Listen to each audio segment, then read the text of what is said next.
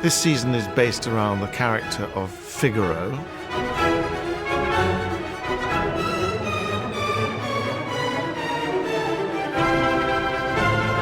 I thought it would be fun for our opera-going public to experience not only those two very well-known pieces, but also what might happen to those characters afterwards in a later manifestation.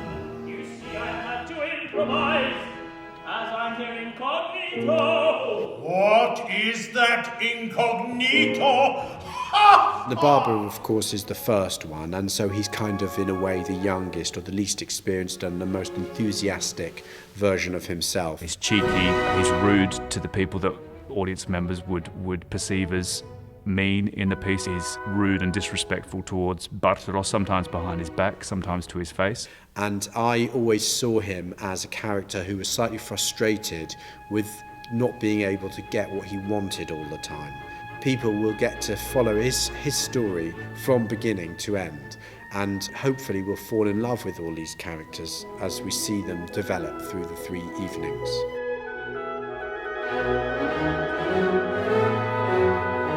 Tonight, while you're feasting, you'll be meeting a lover. So much the better. He's not really the same Figaro as you find in the Barber of Seville. He's not maybe as sort of sassy and as characterful in that respect. Figaro's back's against the wall because he knows that the Count has every right to basically sleep with Susanna on the night of her wedding. Barber is very much a almost slapstick comedy, this Rossinian champagne-like effervescence which runs through the piece. Marriage Figaro is also a comedy as well, but there's a darker nature to it. It's a sort of tragic comedy where the laughs are more smiles, knowing smiles even, and there's quite a serious drama that underlies it. I think A Marriage of Figaro is a must. It's for everyone who is sensitive for music. It's absolutely a great experience.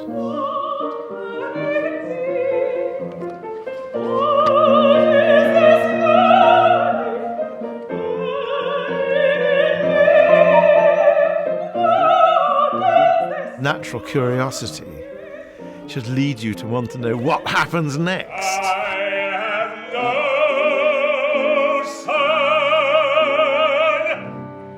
Sit down, all of you, and pray. The revolution has broken out, as is implied in The Marriage of Figaro. It's about to do. And so the family are on the run from the revolution, and they're being harassed by a really horrible kind of Secret Service bastard who's kind of trying to ruin them, and they're having to fight back against that. So it's quite exciting, actually. You have to really detract yourself from The Marriage of Figaro, where it's all about lightness and taking up the stage and lightening up and getting the audience on your side. With The Divorce, it's very different. It's very dark, it's very menacing, very calculating. The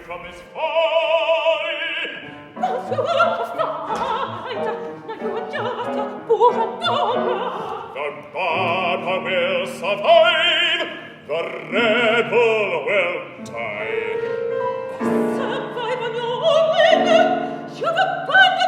So we have the darkness of the journey of the characters, but there's a lot of light touches as well, and a lot of comedy, so lots of light and shade in the whole piece. The plot is much more fast-moving. It's more modern in the sense that a lot happens in every scene in Divorce, but they work so well together. They're set in slightly different periods, but you get the same characters and the same sort of light and shade, but in two very different genres, more modern and more traditional.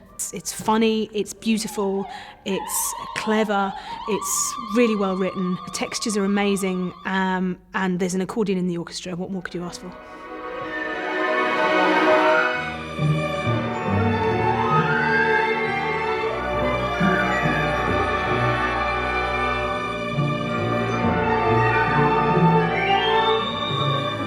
It's rare to be able to even see Barber and Marriage Figaro together, so this is a wonderful opportunity for audiences to really immerse themselves in the world of Beaumarchais and just see these characters develop over 3 evenings.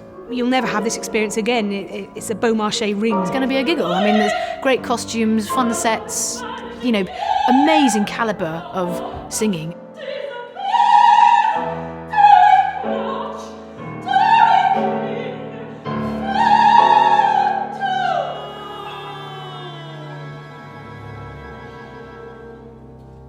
It's fun to think of this really as like, this is like an operatic Downton Abbey.